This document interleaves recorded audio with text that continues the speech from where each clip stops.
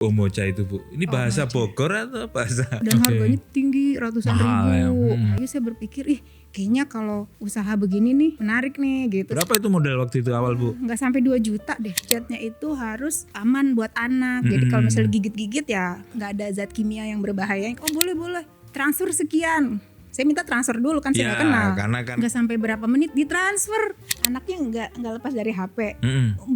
Gimana caranya lepas gitu kan? Ya salah saya kan harus ada penggantinya dong. Ternyata main wooden toys ini di Eropa, di negara-negara maju itu dari zaman dulu udah ada ya. Udah tinggi permintaannya. Omset kalau boleh tahu dalam berapa digit? Aduh. Miliaran kan Bu? Udah miliaran kan? Belum. Ratusan juta tapi udah bisa untuk.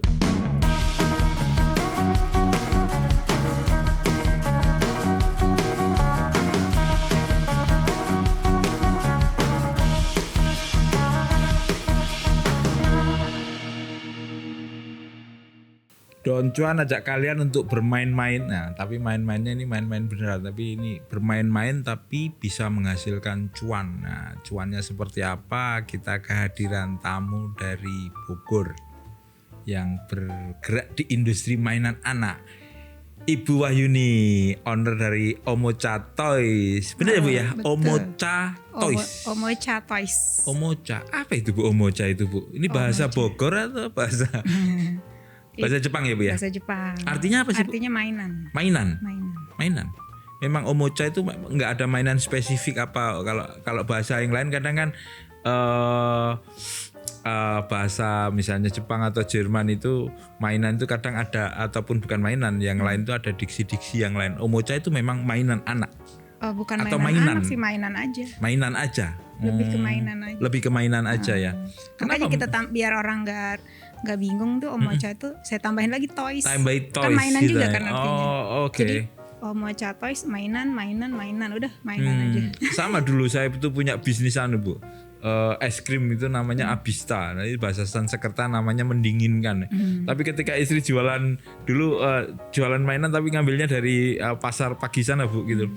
Itu tambahinnya Abista Fun ya, menyenangkan gitu. Oh itu tamu Omocha Toys artinya berarti memang ya di artinya mainan, toys biar kelihatan benar-benar mainan. Kalau Omocha aja mungkin banyak orang yang bertanya apa sih gitu ya. Karena kan bahasanya kurang familiar ya. Sejak kapan Bu ya ini bergelut di bidang ini nih? Kita mulainya awalnya itu tahun 2006. Kita jualan dulu, ngambil barang impor, terus habis itu juga ada dari lokalan juga. Setelah penjualan kita. Itu dari pasar pagi kalau lokalan gitu dulu ngambilnya Bu? Atau dari mana? Salah satunya dari situ. Oh gitu ya? Ya, yang atau impor. Pasar Gembrong dulu ya terkenal Bu ya? Enggak ya? Gembrong dulu belum ada waktu tahun 2006. Belum ada itu Bu? Duluan saya jualan. Malah duluan Ibu ya? Kayaknya Gembrong udah ada tapi dulu itu nggak masih sekarang, jualannya kayak burung-burung gitu deh, ayam-ayaman. Oh gitu. Jadi saya masuknya dulu ke kayaknya pagi. Udah ada ya, cuma saya memang nggak ke sana, saya ke pasar pagi dulu. Impornya dari mana tadi waktu itu Bu? Awalnya? Cina ya. Saat itu sudah. Udah. Tapi karena ini produk dari kayu, jadi lokal juga produksi. Tapi waktu itu impor juga mainan dari kayu juga atau gimana? Iya, dari atau awal saya apa mainan semuanya kayak tembak-tembakan atau apa enggak? Saya ya? dari awal itu kayu aja udah. Nah ini menarik nih, kayu aja. Ini ada ceritanya. Kenapa? Itu. Jadi waktu anak saya umur 3 tahun, anak pertama saya umur 3 tahun, suami kan punya kenalan orang Jepang. Dia mau kembali ke negaranya, dia udah lama di Indonesia, mau kembali ke negaranya. Terus mainan anaknya kan banyak. Kita datang ke sana gitu lah ya. Dikasih karena saya bawa anak umur 3 tahun, ini ada mainan anaknya. Mainannya dari kayu semua. Dan itu dia bilang dia bawa dari Jepang. Makanya pakai nama bahasa Jepang tuh salah satu. Salah satunya dari itu Omocha ya. Jadi saya dikasih mainan. Anaknya itu umurnya udah gede-gede tapi mainannya masih lengkap, disimpan sama orang tuanya. Nah dari situ saya bawa pulang, saya mainin, dikasih ke anak saya. Itu tetangga-tetangga ikut main, seru gitu loh. Nah dari situ saya berpikir, mainan begini nih beli di mana nih gitu kan. Karena kan waktu itu hanya mungkin sekitar 3-4 item ya. Saya pengen nyoba yang lain, apa model lain. Cari-cari agak susah tuh waktu itu. Dapat waktu itu di toko-toko kayak dulu tuh di Indonesia tuh ada Toys R&S gitu ya. Kayak gitu. Sekarang udah nggak ada di sini. Adanya di toko seperti itu dan harganya tinggi, ratusan ribu. Karena terbuat dari kayu, saya berpikir kayaknya kalau usaha begini nih menarik nih gitu. Saya cari tuh supplier-suppliernya, salah satu dapat yang impor. Dapat impor, terus dapat juga yang lokal, produksi lokal. Nah, saya beli dengan nilai tertentu. Saya beli itu tadinya tuh buat bazar. Oh, ada bazar. Ibu terus pengen jualan itu.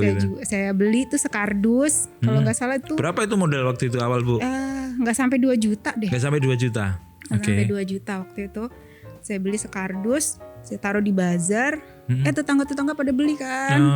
Nah, setelah itu baru pelan-pelan tuh sisa-sisa stoknya itu saya jualin di pasar kaget dekat rumah itu tuh. Ada setiap minggu atau gitu. Sabtu minggu kan ada orang lari pagi. Di situ kan banyak ibu-ibu tuh naruh gelar-gelar lapak. Saya ikutan di situ. Jadi dari situ tuh orang mulai, kalau ternyata saya nggak nyangka tuh. Saya pikir tuh hanya untuk mainan anak, ternyata TK-TK datang ke sana. TK-TK sekitar situ. Ibu Bogornya di mana sih? Saya Bogornya Bogor Barat. Bogor Barat. Dekat kampus IPB. Darmaga sana. Darmaga, ya. Nah, dari TK-TK pada beli di situ. Jadi minggu depannya mereka datang lagi, Bu, pesen yang begini dong. Mau 3 gitu. Padahal tadi niat awalnya tuh cuma menghabisin stok yang buat bazar nih. Akhirnya saya belanja lagi dan itu berlangsung penjualan itu sekitar hampir 1 tahun. Nah, tahun berikutnya saya berpikir wah ini produksi bisa nih gitu. Jadi emang iseng ya awalnya iseng ya.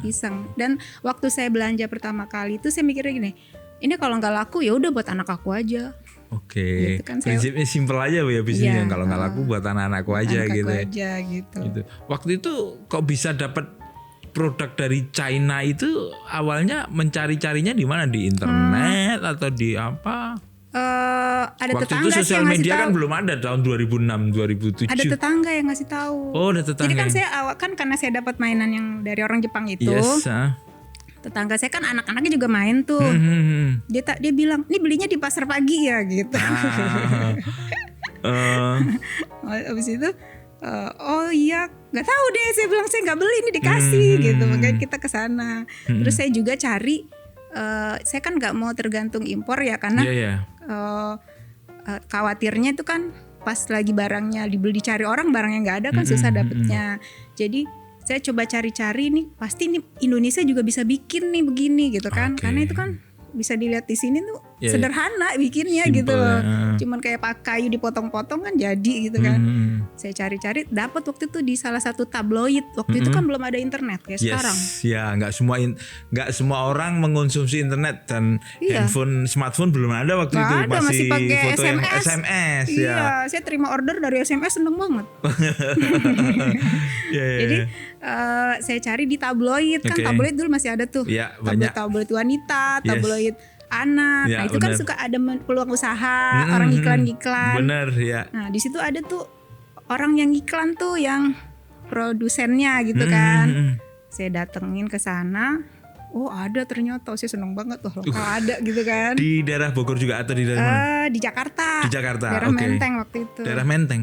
Di daerah Menteng Bu. Daerah Menteng kan emang mainan begini menengah ke atas banyak yang beli. Terus ketemu itu.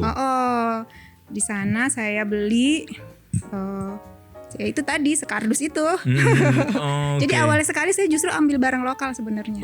Jadi barang impor itu belakangan agak beberapa lama kemudian baru saya cari barang impor untuk variasinya biar nambah. Biar lainnya. Terus terinspirasi akhirnya bikin sendiri. Kenapa Bu? Karena ini emang udah ada rezekinya kali ya. Jadi suami saya kan emang orang IT. Terus lihat saya jualan kaki lima gitu. Dia bilang jualan. Saya bilang ayah bikinin dong biar bisa jualan di internet. Kata suami emang bisa ada yang mau beli. Coba aja bikinin kata saya gitu. Waktu itu saya bikin website. Suami bikinin website. Nggak taunya yang beli orang Kalimantan. Orang Kalimantan? Iya, makanya saya bilang yang pertama order melalui SMS kan dia menghubungi kita dari website, terus ada nomor telepon kan, dia ngubungin saya WA SMS, Kak saya mau pesen yang ini yang difoto kan sama dia, ada nggak barangnya, lumayan banyak kan, saya kaget dong, terus saya bilang oh boleh, transfer sekian. Saya minta transfer dulu kan saya nggak kenal. Karena kan nggak kenal Bu ya. Nggak sampai berapa menit ditransfer. Bener ditransfer? Ditransfer. Itu saya waktu milihinnya, saya lap-lap gitu, saya bersih-bersihin, saya kasih nih orang percaya nih sama saya gitu kan, ketemu nggak pernah. Kalau zaman sekarang udah biasa ya online. Zaman dulu tuh kayaknya amazing deh orang dari nggak kenal ngasih uang ke kita. Itu digital marketing pertama itu digital online itu ternyata Bu Wayuni itu sekarang sudah tahun 2007 2006 ya Bu ya. 2006 sudah melakukan itu, bikin website sendiri. Kalau sekarang mah gampang ya Bu ya. Tinggal live di sosial media aja bisa, atau pakai HP aja bisa. Dulu harus pakai komputer, nggak ada HP, harus duduk depan komputer, harus ngerti coding juga. Udah lama jualannya Bu Wayuni, mainannya jualan mainannya udah pakai digital marketing, luar biasa Bu Wayuni waktu itu, karena kebetulan suami seorang IT ya. Iya, jadi alhamdulillah nyambung gitu loh. Dan Kalimantan cukup waktu itu, kalau boleh tahu Bu, transaksinya berapa orang Kalimantan tuh beli? Gak banyak sih, kalau nggak salah cuma ratusan ribu, tapi saya seneng. Iya. Karena ratusan ribu dari orang ngasih orang yang nggak kenal tuh buat saya itu amazing. Karena kan saya biasanya jualannya ngelapak tuh. Kayak orang lihat barangnya, dia suka dia bayar gitu kan. Ini orang lihat barangnya cuma dari foto, belum tentu suka, bayar. Terus habis itu dia repeat order, akhirnya dia mulai dari situ tuh saya tambah pede. Saya tambah pede. Akhirnya dari Sumatera datang, dari Sumatera, dari Jawa gitu kan. Nah dari situ baru dari website itu. Dari website. Oke. Terus akhirnya Ibu memproduksi sendiri atau? Akhirnya tahun berapa Bu? Setelah berapa? Tahun 2008 ya. Memproduksi sendiri. Kita mulai coba produksi dari yang paling gampang. Ibu memproduksi sendiri itu pakai vendor lain enggak, atau? Saya cari orang tukang kayu. Tukang kayu. Nah itu dapetin tukang kayu juga gara-gara ngelapak. Oh gitu. Iya, jadi di sebelah saya tuh kan saya jualan nih mainan gini nih. Iya. Di sebelah saya tuh ada tukang sendok. Oke. Jualan sendok maksudnya Bu? Sendok-sendok yang dari kayu itu loh. Oh, sendok dari kayu, oke. Sendok talenan gitu-gitu. Itu kan dari kayu juga mirip kan, ini sebenarnya cuma dia nggak dicat aja. Dia tanya, "Ibu bisa Ibu bikin ginian di mana?" "Enggak, saya beli." Saya bilang gitu. "Saya tahu nih yang bikinnya kayak gini ada," katanya gitu. Wah, saya seneng dong. Ketemu orang yang bisa bikin gitu kan. Saya datang langsung, saya minta alamat ya, saya datang ke rumahnya. Terus mulai tuh kita dengan 2 orang awalnya. Dengan 2 orang tukang ini, saya bayar harian dia. Oh, harian. Saya kan nggak tahu jasanya berapa nih kan, saya nggak tahu kan. Saya beraniin aja dengan. Terus dia bilang, kalau mau bikin ini Bu, Ibu perlu mesin ini. Cukup 3 apa 4 macam mesin gitu loh. Terus saya kan nggak tahu beli di mana, orang saya bukan tukang kayu. Diajak sama dia di toko mesin di Bogor. Di Bogor. Terus dari sana mesinnya kecil-kecil aja, emang barangnya kecil-kecil kok yang dipotong. Pemotong kayu gitu aja Bu? Pemotong kayu, terus buat ngebentuk-bentuk gitu, terus buat nyemprot, buat ngecatnya. Nah, ada lagi cerita nih soal cat, kan catnya nggak boleh sembarangan. Oh iya. Iya, catnya itu harus aman buat anak. Jadi kalau misalnya gigit-gigit ya itu sih nggak ada zat kimia yang berbahaya. Kalau debu ya tetap ada ya. Catnya harus aman. Catnya harus aman. Dari situ saya cari-cari tuh ke kenalan-kenalan yang orang kimia. Nih cat yang aman tuh kayak gimana sih? Iya. Dikasih tahu sama dia, oh catnya seperti ini. Terus saya disuruh dikenalin tuh sama supplier catnya. Awalnya itu saya ke toko impor juga tuh, ke toko bangunan. Dia bilang ini ke toko bangunan, ini merek ini gitu. 1 kaleng gitu ratusan ribu, cuma seliter. Saya bilang waduh mahal ya, pantesan harga mainannya mahal. Saya bilang gitu kan. Tapi saya maunya juga yang lokal, karena impor itu saya khawatirnya pasokan kadang ada kadang enggak gitu. Karena ini kan barangnya itu enggak umum. Ini luar biasa Bu Wayuni, ini udah mikir digital marketing, udah mikir rantai pasoknya, supply chainnya udah dipikirin itu ya. Tapi feeling itu ini usaha ya. Kalau udah feeling gini dan passion itu luar biasa. Akhirnya dapat cat lokalnya. Dapat. Dapat chat lokal. Jadi dia itu lulusan ITB, teknik kimia ya. Fisika ya. Fisika. Jadi mereka ngerti tuh adukannya. Saya tetap nggak percaya itu aman atau enggak. Saya bawa ke Sukovindo. Saya ke Sukovindo? Iya. Sukovindo yang pasar Minggu Pancoran itu yang itu di mana? Cibitung. Oh Cibitung, yang Sukovindo Cibitung. Itu kan labnya di Cibitung. Kalau kantornya di Pasar Minggu. Pasar Minggu itu. Jadi awalnya kita ke Pasar Minggu, disuruh ke Cibitung. Oh kalau tes ini di sana, kita datang ke sana. Katanya satu warna harganya sekian, lumayan tuh harganya sekian juta. Oh gitu. Saya ya udah nggak apa-apa di satu warna dulu saya bilang gitu. Ternyata itu aman. Waktu itu belum ada SNI. SNI itu standar nasional Indonesia untuk mainan tuh belum ada. Belum berlaku lah. Tapi saya bilang, itu waktu itu begitu Sukovindo dapat sertifikasi dong bahwa ini aman gitu. Nah ya kan saya harus punya sesuatu untuk menunjukkan ke orang tua ini mainan ini aman loh gitu. Kalau tadinya kalau saya cuma jual barang orang kan saya nggak ada tanggung jawab untuk ke situ. Yang tanggung jawab itu kan yang memproduksi. Nah ketika saya mulai memproduksi saya harus meyakinkan ke pembeli saya ini aman. Buktinya apa? Kalau saya asal ngomong doang kan gak bisa. Harus ada bukti nih. Buktinya ide ke Sukovindo dari siapa Bu? Apanya? Ide ke Sukovindo itu dari siapa? Saya cari-cari aja. Kenalan juga ngasih tahu. Kalau Wah ini termasuk ngulik juga ya, nyari sana kemari. Passionnya luar biasa. Iya. Ke Sukovindo dapatnya. Akhirnya dapat sertifikasi dapat sertifikat. Waktu itu ditesnya hampir 1 bulanan baru keluar hasilnya. Udah bilang ini aman kok Bu buat anak. Cat ini yang racikannya apa yang supplier cat itu. Sampai si orang itu tuh sendiri pakai sertifikat saya buat jualan ke tempat lain. Oh gitu. Suruh bayar juga enggak Bu itu waktu itu? Enggak. Gratis. Oke. Nah dari situlah Ibu akhirnya memproduksi baru sendiri dengan 2 tukang dan 4 peralatan plus cat. Catnya warnanya waktu itu saya nggak macam-macam begini. Kalau waktu dulu cuman merah, kuning, hijau, biru itu aja. Karena kan mainan edukatif ini mengenalkan ke anak tuh warna kan. Nah anak tuh taunya kan biasanya nih ya merah, kuning, hijau, biru. Itu dulu aja. Nah lanjut nanti berjalannya waktu mulai ada yang minta warnanya warna pastel dong gitu. Warnanya warna yang natural dong gitu.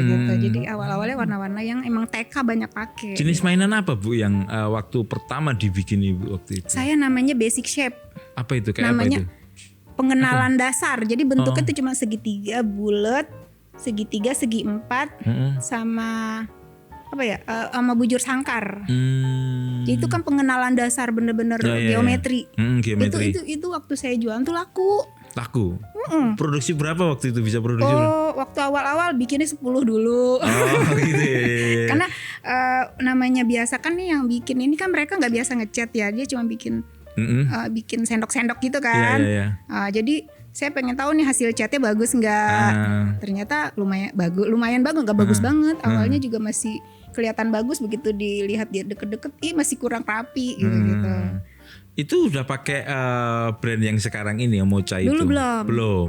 Dulu saya pakai nama anak saya Kikako. Kikakonya belum lahir. Kika baru Kyo dan Yuka. Anak pertama saya kan Kyo, kedua Yuka. Jadi Kika Toys. Nah, dulu tuh namanya Kika Toys. Website saya dulu namanya kikatoys.com. Anak saya nomor 3 belum ada. Itu. Kan dia yang nomor 3 lahir 2009. Kika Toys yang pertama awalnya. Terus mulai saya waktu itu berubah jadi Omocha Test karena ketika saya mau daftarkan ke Haki, ke Kementerian apa tuh Haki itu? Hakim. Hukum dan HAM. Kemenkumham itu Kika itu nggak bisa didaftarkan, udah ada yang daftarin dengan kategori mainan. Udah ada orang lain yang daftarkan. Akhirnya pakai Omocha. Akhirnya pakai coba-coba nama yang lain tuh nggak bisa juga. Terus saya bilang ke suami, ayah bahasa Jepangnya mainan apa? Udah itu waktu asal keterima aja tuh. Kata suami saya Omocha kata gitu. Waduh itu bagus tuh. Saya bilang kayaknya unik gitu ya. Nah, ada cacanya gitu. Coba daftarin langsung diterima. Oh gitu. Di tahun berapa itu berarti mendaftarkan Haki Om? 2009 ya? 2009. 2008 juga ya? 2008 juga ya? Itu 2008 kayaknya ini deh. Jujut. Oh oke. Nah titik balik Ibu ketika tadi kan titik baliknya adalah ketika Ibu dari awalnya hanya sebagai penjual mainan anak edukatif kayu dari kayu gini, akhirnya memproduksi sendiri. Itu kan menurut saya titik balik bahwa ini akan menjadi seorang produsen kan, tidak hanya sebagai penjual. Dalam perjalanan setelah menjadi produsen, tantangannya apa yang menjadi berat waktu itu? Enak jualan. Enak jualan daripada produksi, Bu. Iya benar. Ya udah jualan lagi aja harusnya, Bu, ya, enggak ya? Tapi masalahnya saya mesinnya udah banyak. Menyadari itu sudah berapa lama, Bu? Ternyata enak jualan aja daripada setelah saya mengalami beberapa masalah. Misalnya apa masalahnya waktu itu? Masalahnya pertama, saya waktu belanja kayu, saya beli itu banyak kayu. Waktu itu kan kita habis dapat orderan lumayan banyak, saya beli banyak. Salah kayunya. Walah. Waktu itu saya kayunya bener kayu pinus, ternyata tuh kayu pinus yang seperti itu nggak bisa dipakai. Banyak minyaknya, nggak bisa dicat, Bu, kata tukang saya. Saya beli nggak ngomong sama dia, saya beli aja, ada kayu murah, ada yang nawarin. Nah itu satu, udah keburu dibeli tuh. Jadi kemana ini kayu, jadi kayu bakar juga. Tekor, akhirnya saya jual ke tukang apa ya waktu itu ya, pokoknya asal dia mau ngangkat aja deh. Satu mobil waktu itu saya belinya. Kang mebel ya. Kang mebel yang buat dijadiin apa, emang dibakar sama dia. Biar kayunya warnanya hitam-hitam. Jadi buat jadi kelihatan yang kayak apa, vintage ya. Vintage ya. Jadi kayu yang biar kelihatan rumahnya horor gitu loh. Jadi emang sama dia dibikin, habis dibentuk jadi lemari gitu ya, apa dibikin meja terus disemprot biar hitam. Disemprot pakai api. Nah itu ternyata. Apalagi tantangannya selain itu? Selain itu pegawai yang produksi kan tahu sendiri. Kadang-kadang kita lagi banyak order, tahu sakit. Gitu. Kita mau marahin, namanya orang sakit pasti dimarahin. Iya. Sekarang berapa orang? Dari dulu cuma 2 Karena ada 30. Banyak juga ya. 30 yang reguler. Kalau lagi banyak pesanan, saya ambil lagi baru-baru gitu. Bisa sampai ataupun 60 gitu-gitu. Pekerja harian lah ya, dibayar harian gitu. Karena kan bikin mainan gini nih nggak susah ternyata. Gitu ya. Sama aja. Ibu ketika tadi banyak kendala, salah beli bahan, pegawai yang seperti itu. Belum mesin juga salah beli juga pernah. Mesin? Tadi yang awal-awal tapi bener yang awal-awal. Bener, tapi kan abis itu saya pengen yang meningkatkan kapasitas. Terus saya datang dong ke tempat pameran-pameran mesin, kemakan sama omongan marketing gitu-gitu. Ternyata salah. Begitu saya bawa sama pegawai saya nggak dipakai. Berapa juta waktu itu beli, Bu? Ada yang puluhan juta. Waduh. Ada yang sampai sekarang masih jarang-jarang dipakai. Saya bilang saya udah beli, kenapa nggak dipakai? Ibu beli ginian ini buat mainan susah. Gitu. Taunya mesin kayu aja gitu ya. Saya bayangan saya, karena saya lihat di YouTube ya. Kalau saya lihat tuh bule-bule tuh pakai mesin itu, kayaknya cepet gitu loh. Bikin wah bagus nih, bisa produksi, bisa cepet nih gitu kan. Mana mereknya merek Jerman. Saya beli tuh. Ternyata begitu dipakai sama pegawai saya, Bu, beloknya susah nih, kata mainan kita ternyata tuh banyak belok-beloknya. Sampai saya datengin itunya apa, pedagang mesinnya itu, saya bilang minta mata gergajinya ganti yang paling kecil bisa belok. Ternyata yang terkecil pun gergajinya nggak bisa pakai itu. Akhirnya saya jual. Workshopnya di dekat rumah Ibu atau? Di dekat rumah. Semuanya dekat rumah.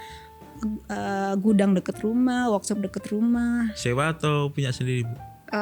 Awalnya sewa. Gudang, workshop dari awal sih kebetulan ada tanah dikit gitu, saya bangun. Jadi kan kalau bikin workshop mainan gini kan cukup dengan tiang dan atap aja jadi kan. Nah itu terus tapi abis itu pindah. Dari keuntungan itu kita beli tanah yang lebih luas, saya bangun lagi. Terus tahun 2012 kita beli ruko buat gudang. Bu, milestone atau lompatan Ibu ketika menjadi seorang produsen mainan anak gini apa? Pas momen apa? Dapat pesanan dari luar negeri atau apa? Atau seperti apa? Itu saya yang sangat berkesan itu waktu saya dapat pesanan dari UNICEF. Pernah dari UNICEF? Dari UNICEF. Itu saya belum pernah berhubungan sama bule tuh. Gitu. Biasanya baru kali itu? Biasanya tahun berapa itu, Bu? Tahun 2009. Kan kita baru produksi, baru mulai tuh. Terlalu jauh dari 2008 awal produksi ke 2009. Ya? Karena saya baru mulai produksi, ya itu tadi, itu pengaruh internet. Karena orang-orang lain jualan, dia jualan aja apa bikin workshop, nggak diinfoin di internet. Kalau saya tuh saya ceritain tuh, apalagi suami kan orangnya bisa bikin cerita tuh. Bikin cerita ya. Nah, dia bikin artikel gitu-gitu, artikel tentang ini mainan. Ini fungsinya untuk apa?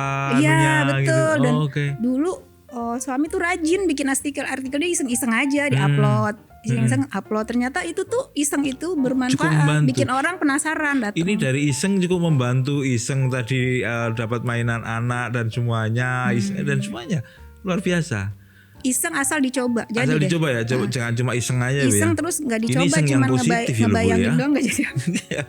Dari UNICEF pesen berapa banyak Bu? Berapa jenis mainan? Itu pokoknya habis proyek UNICEF saya ganti mobil. Luar biasa. Pokoknya saya bilang, ayah ini begitu bayarannya diterima kan mereka bayarnya belakang mereka kan pakai PO kan belanjanya ya. Pakai PO. Nah nyari modalnya tuh waktu itu saya juga bingung. Waktu itu UNICEF ngontaknya apa? Via SMS juga atau apa datang ke ada workshop? pegawainya telepon. Taunya kita dari mana? Ya dari website saya. Saya dulu itu ya website mainan saya, kalau orang cari mainan edukatif tuh keluar di Google tuh nomor 1 di halaman pertama. SEO-nya nomor 1 dia yang pertama pioner. Kalau sekarang udah di bawah banget kayaknya, kalah sama Shopee. Oke. Ini ya Bu yang di Instagram ini ya mainan. Ini saya. Coba scroll lagi. Ya. Oh. Sekarang ada berapa jenis mainan kayak gini Bu, kayu edukatif gini Bu? Udah 600 lebih. 600 jenis? Iya. Karena saya kan, tapi yang aktif itu cuma 200, maksudnya yang saya stok tuh kisaran 200. Tapi yang di katalog ya, yang barang-barang pernah kita bikin itu tadi sekitar ada 600. Sama Pak Presiden ini di acara apa Bu? Pameran waktu itu, pameran produksi dalam negeri apa ya? Di mana ini? Di Bali Jakarta, kalau di Bali. Di GBK. Kok bisa ke sini? Kan banyak pengrajin-pengrajin juga, tapi kalau Ibu bisa kepilih ke sini waktu itu ada dari yang ngajak. Kementerian Perindustrian. Ibu sampai ke deteksi. Iya. Kementerian Perindustrian juga. Kementerian Perindustrian. Nanti kita ada lagi pameran nih di tanggal 21 Juli. Oke. Di Balai Kota. Kalau melihat jalan Ibu Omocha, Bu Wahyuni menjalankan ini, awalnya kan hanya iseng, artinya bukan untuk penghidupan Ibu. Iya. Ya, hanya terus jualan hanya di iseng. Pasar kaget dan semuanya. Sekarang udah jadi penghidupan Ibu dong? Udah. Cuannya gede sampai suami banget saya ini Bu Wahyuni ini. Ini apa, dia minta pensiun dini dari kantornya. Tuh buat kalian, kalau jangan sepelekan sesuatu passion terus keisengan itu ternyata membawa berkah. Tapi itu butuh, jangan lihat Bu Wahyuni sekarang, dulu lihatnya tinggal pegawainya mungkin salah beli alat, beli kayu, itu juga harus kalian alami kalau ketipu juga. Apa Bu? Ketipu pembeli juga ada. Pernah Bu? Berapa juta Bu? Banyak deh. Kalau itu biasanya ketipunya tuh nggak langsung. Tapi jadi itu gini. biasa ya Bu ya dalam bisnis kayak gitu ya. Kadang ya kita dapat baru nggak bayar gitu. Bukan nggak bayar. Jadi gini, dia belanja nih misalnya 50 juta. Oke. Dia DP 25 juta, kan saya biasa minta DP 50%, 25 juta bayar. Begitu pelunasan bilang gini, Bu Yuni, saya bayarnya 20 juta dulu ya, yang 5 jutanya ntar kalau barang udah sampai. Ya orang dia udah bayar 45 dong, masa 5 juta kagak bayar. Ya udah saya kirim. Habis gitu saya hubungin udah nggak balas-balas lagi. Itu 5 juta nah contohnya. Ntar ada lagi tuh. Saya emang udah ketipu gitu, masih besok nggak lama ketipu lagi setelah berapa. Begitu lagi modusnya. Jadi mereka tuh orang-orang yang nggak bener itu ya nggak langsung awal-awalnya beli dulu cash, bayar terus habis itu Bu Yuni anterin dulu dong barangnya, nanti kita bayar deh. Oh ini udah belanja 3 kali, masa enggak sih gitu kan. Kemarin kan baru belanja sekali ketipu 5 juta, nggak apa-apa lah gitu kan. Terus habis itu yang belanja berapa kali saya anterin tuh barangnya. Dia bilang oh duitnya kurang, nanti saya transfer ya Bu. Ya masa pegawai saya telepon Bu, orangnya bilang kirimnya ke arah Bandung misalnya gitu ya, bukan di kota kita. Terus kata pegawai saya, Bu gimana nih Bu, katanya uangnya kurang, apa saya tungguin di sini? Saya bilang masa kamu nginep di situ, udah pulang aja ntar juga transfer. Habis itu 12 juta nggak bayar, nggak ngubungin lagi gitu. Alasannya begitu saya telepon, yang beli ke dia nggak bayar juga katanya. Saya bilang itu kan urusan kamu sama dia. Urusan kamu, resikonya kalian. Jadi saya nanggung resiko dia gitu. Terus ada lagi yang ya gitu barangnya dikirim taruh dulu ya Bu, orangnya baik. Pokoknya meyakinkan lah, nggak bakal. Ibu-ibu juga ada tuh. Masa ibu nggak percaya sama saya kan orangnya gini. Ya, akhirnya kasihan gitu kan. Tahu ngilang juga. Ya ampun. Habis itu sejak itu saya galak, kalau nggak bayar nggak gue kasih barangnya gitu. Itu lika-likunya luar biasa, dari salah Pokoknya beli memang harus- alat, salah beli apa tadi bahan baku, ketipu pelanggan dan semuanya. Mungkin masih hubungan sama pegawai seperti apa yang Pokoknya macam-macam makanya saya lah. bilang enak jualan emang. Enak jualan akhirnya. Tapi cuannya kan gede, beli produksi sendiri kan Bu. Saya udah kecemplung kali ya. Udah kecemplung. Akhirnya kalau saya lihat cuannya ya gede juga sih. Gede Kalau juga nggak gede ya. nggak bertahan. Iya, Cuman ya nggak memang bertahan. pikirannya banyak sih. Bapak Jadi nggak di mau sebelah pensiun sini dini apa, di cepet-cepet, sebelah sini apa. minta pensiun dini ya Bu ya. Gitu. Ibu sendiri waktu itu benar-benar menjalankan sendiri peran suami waktu itu gimana? Support sih memang. Support ya, selain membikin website Tapi saya dan yang semuanya. maju ke depan. Oh, gitu. Oke, Bu Ayu ini tetap yang di depan untuk itu Iya, ya. kayak ketemu sama orang waktu dengan UNICEF kan sama bule tuh. Direkturnya ya suami yang maju karena kan oke. saya ngomong bahasa Inggrisnya Bahasa masih Inggrisnya oke. ngengong-ngengong gitu. Iya. Sekarang udah ada 600 model yang bisa diproduksi, Kurang lebih tapi segitu. 200 yang turnover. Jadi yang 600 itu di katalog. Oke. Jadi nggak saya stok semua. Iya. Jadi kalau dia mau kalau dia mau pesen yang ini minimal sekian sekian piece saya bikinin gitu. Pernah sepi orderan nggak Bu? Pernah lah. Di tahun berapa Bu? Yang awal-awal banget tuh COVID. Itu COVID. COVID itu 2020 sampai ya? pegawai saya liburinnya itu ganti-gantian. Jadi hari ini masuk, besok libur, hari ini masuk. Jadi kan gajinya kan separuh kan jadinya Separuh, kan. Karena kan mereka saya gaji kan rata-rata per hari. Per harian ya. Menguranginya begitu. Oke. Terus abis itu sejak sempat sepi juga, sejak kompetitor mulai banyak. Mulai kapan tuh Bu? Sebelum COVID udah mulai ya. Udah mulai kan ya? Bukan Kompetitor? sejak Shopee-Shopean ini muncul nih. Oh. Marketplace. Saya itu di awal marketplace muncul tuh saya udah dihubungin tuh sama marketplace pada nggak datang ke kita. Untuk jualan Di toko dia. Nggak kayak sekarang. Mereka datang. Diajarin cara bikin tokonya. Oh gitu. Ini. Saya mikir gini, karena saya udah ngerasa nyaman gitu ya di website sendiri. Kalau ke Shopee mah gue berbagi untung nih sama dia gitu kan, ke marketplace gitu kan, berbagi untung nih. Terus habis gitu jadi saya nggak terlalu, saya bikin juga tapi nggak terlalu diurusin. Oke. Nah setelah COVID baru. Wah kan pembeli pada nggak ada tuh yang datang. Baru tuh kepikiran saya bikin tim tuh akhirnya. Sekarang ada tim sendiri untuk. Ada tim yang ikut live, yang ngurusin admin yang belanja, tapi jatuhnya jadi retail sih. Jadi retail ya? Yang banyak yang kayak kalau gitu. Kalau sebelumnya B2B berarti? B2B. Saya jarang retail dulu. Jarang retail. Sekarang jadi ke B2B jalan. Oke. Karena udah lama ya, jadi pelanggan yang lama tetap jalan, ada yang baru juga satu-satu mulai ada. Tapi yang retail saya jaga karena itu tadi jualan offline sekarang tahu sendiri kan, toko pasar-pasar pada tutup. Ya. Nah itu, jadi saya juga harus kenceng di online gitu. Di online-nya bukan online website ya, online marketplace. Marketplace ya. Iya.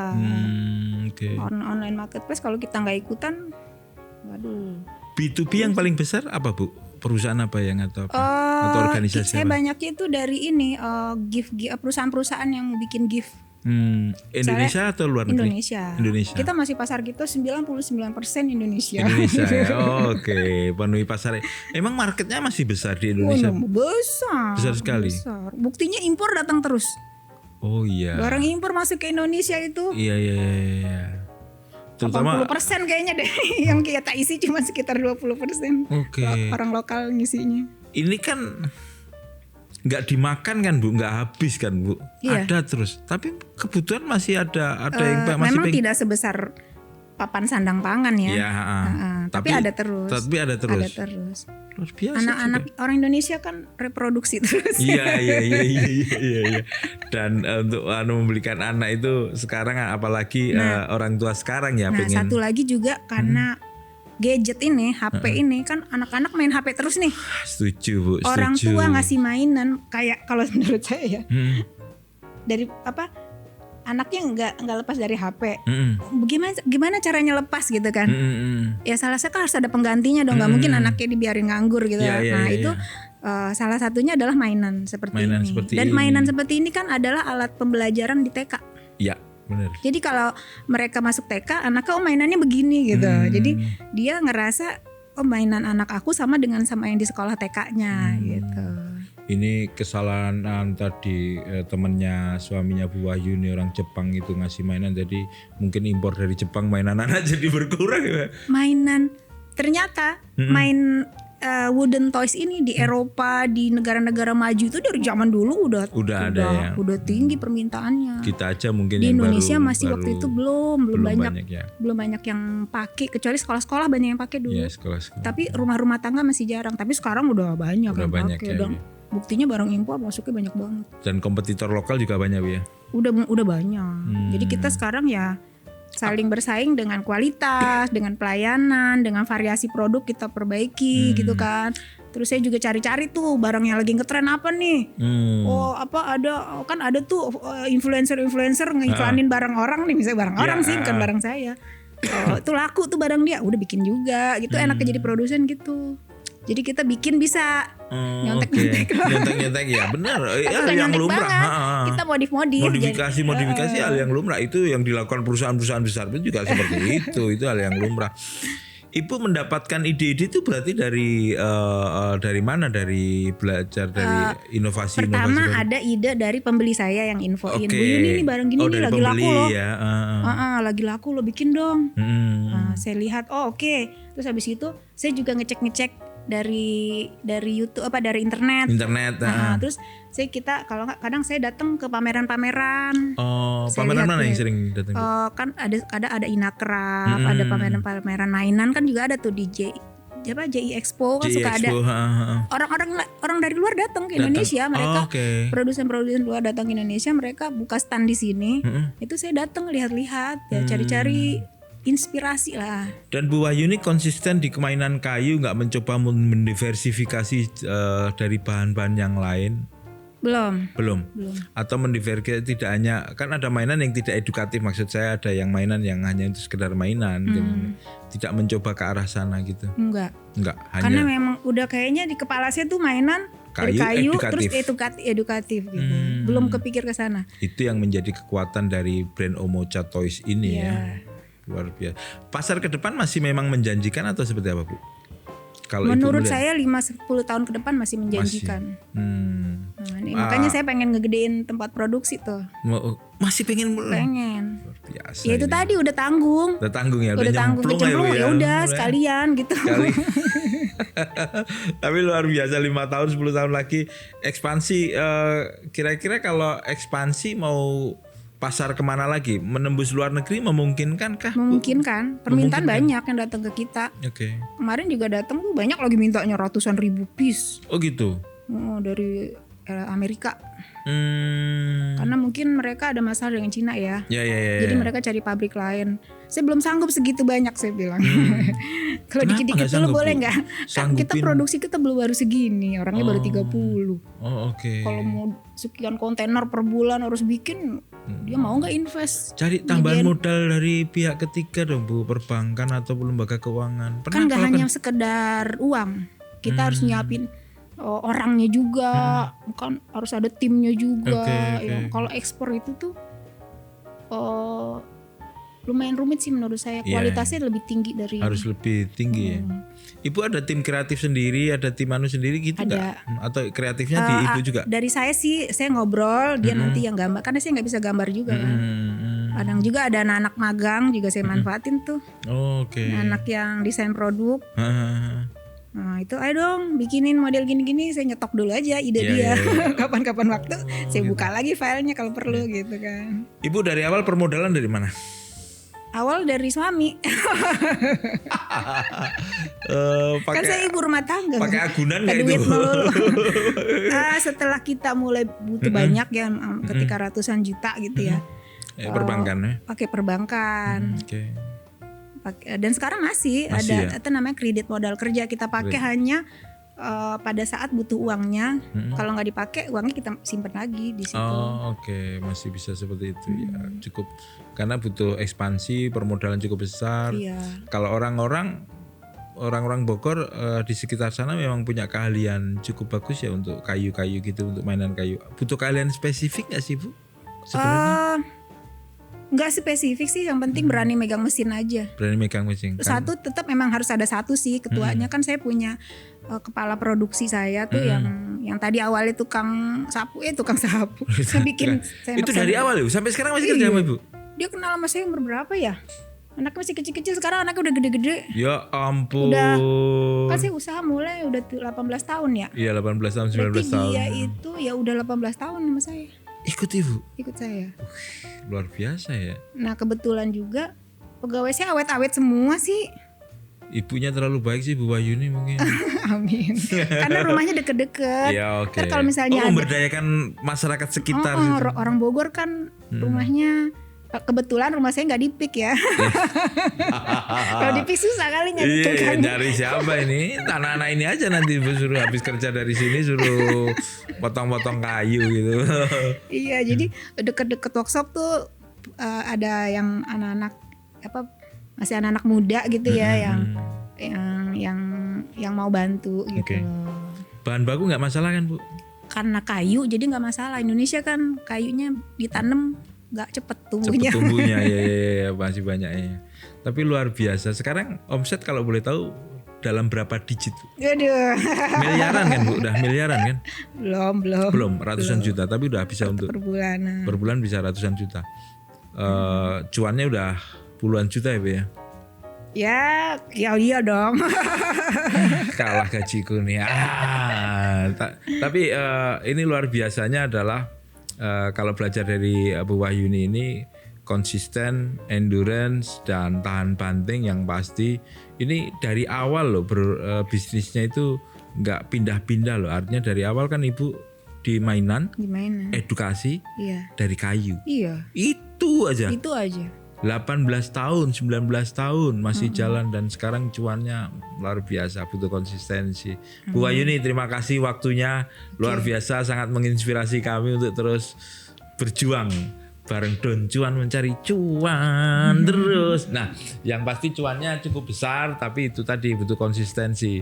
Sampai suaminya Bu Wahyuni pengen pendi, jangan pendi dulu lah, nanti dulu aja, nanti ngembangin yang lain.